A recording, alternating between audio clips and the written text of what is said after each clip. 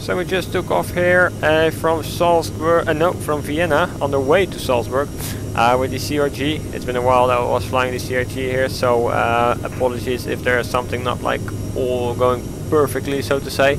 But the whole idea of this video is to go over the Logitech Extreme 3D flight stick here while we are flying the CRG. Anyway, so we are on the way here, climbing nicely towards 18,000 feet following our route. Anyway, the Logitech flight stick, that's how I'm going to call it here, because repeating this full name all the time is going to be quite boring. Keep an eye on the speed here, no auto throttle. Anyway, I've been flying this stick now for 10 years, over 10 years, because I got it when I was having Flight Simulator X. I still remember I went to the store, bought Microsoft Flight Simulator X, and then realized when standing at the gate basically it was impossible to do anything without a control. So I started the same day searching, I still remember, started the same day searching for what would be a nice option. I was looking over the Logitech flight yoke as well, but I still had the problem of a throttle and rudder, which needed to be solved, and I just spent my money on Flight Simulator. So what other options were out there? Not much. There was something from Thrustmasters, but I have no idea what it was. Then I went to the store and I basically took a look what was there, and I ended up with the Logitech flight stick, which was, I don't know, about 60 euros, $60, I don't remember exactly what it was. Anyway, I thought let's start with it because it's relatively cheap. It got the throttle, it got the rudder, and some nice buttons that I can use. So I decided to go with this one, and here we are, 10 years further down the road, and it's still performing well.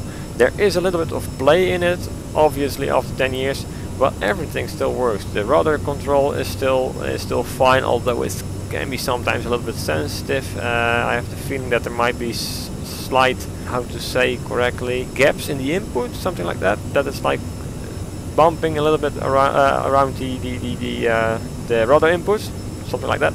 But after 10 years, it's not bad. I can still make decent landings with it.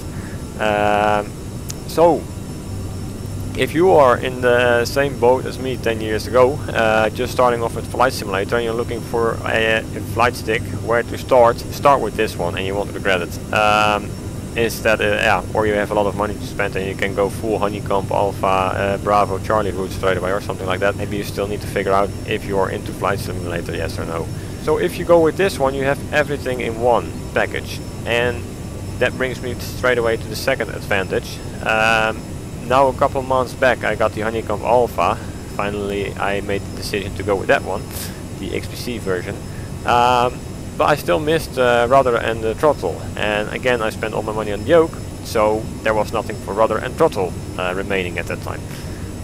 But luckily I have the Logitech flight stick still on my desk, so I disabled all the inputs except rudder, throttle and a few buttons. So when I'm flying an approach with the Honeycomb Alpha, I'm not accidentally giving any inputs with the Logitech flight stick.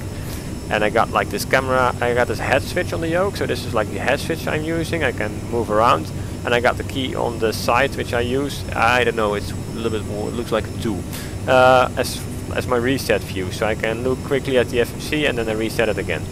Then I got some head buttons, which I'm not going to use now, but they're for the trim when I'm flying GA aircraft. Then I got some buttons here for flaps and gear as well. Everything is set up. Although I like using the keyboard as well for like the gear down on the G and the speed brakes on the dash and stuff like that. But already looking around only with the flight stick is nice to have just next to you basically.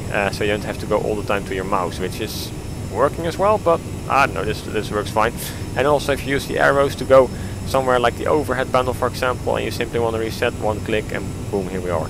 So another convenient thing. Obviously you can also bind this to the yoke for example, or any other controls you have. Nicely talking, 13,000 feet already with the landing lights on, but never mind. Obviously you can bind any key to the reset center the view, so to say, but with the head switch at your thumb, and for me the same, a button next to it for resetting is nice setup in my opinion. So I can talk hours about it. In the end it's still $60, let's call it $1 flight stick. Here you can find at most stores, because gentlemen, we are now serving sandwiches. nice. yeah, so I can talk hours about it, but in the end it's a great stick. It's well worth the money. If you just purchase Flight Simulator and maybe you find out in a couple months down the road that you are getting bored of Flight Simulator, I don't think so. I don't know why. But in case it happens, worst case scenario, you could spend $60 on Microsoft Flight Simulator and $60 on a flight stick. No big deal, maybe. So if you're starting off and still figuring out if Flight Simulator is something for you and you want some control which has everything you need, this is the way to go. Small disclaimer, of course there's other flight sticks which are covering the same, but I don't have the experience with it. I don't have 10 years experience with anything else. This is just what I like to share here.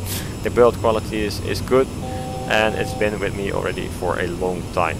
So for the ones who are interested, I will see you at Salzburg. For the ones who are on the way to the store now to buy this flight yoke or order it online, then have fun on your first flight. You won't regret it, I can guarantee. And then I will see you in the next video. If any questions, don't hesitate to ask down below, because I have this thing standing on my desk here. If you're wondering about something, just drop it down below. I'm checking daily, so I'll come back to you. Alright, have fun flying, and see you in the next one.